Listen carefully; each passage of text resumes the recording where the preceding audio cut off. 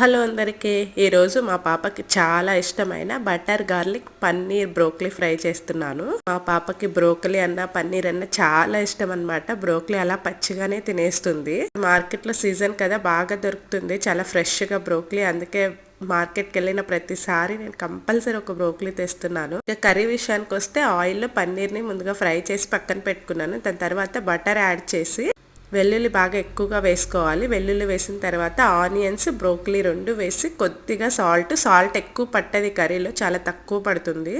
మూత పెట్టి ఒక 3 నుంచి 4 నిమిషాలు ఉంచామంటే బ్రోకలీ ఫ్రై అయిపోతుంది అనమాట. ఇది చాలా తొందరగా కుక్ అవుతుంది. దాని తర్వాత కొద్దిగా చిల్లీ ఫ్లేక్స్, ఒక స్పూన్ కార్న్ ఫ్లోర్ తీసుకొని వాటర్లో మిక్స్ చేసి వేసామంటే కర్రీ క్రీమీగా బాగుంటుంది అనమాట.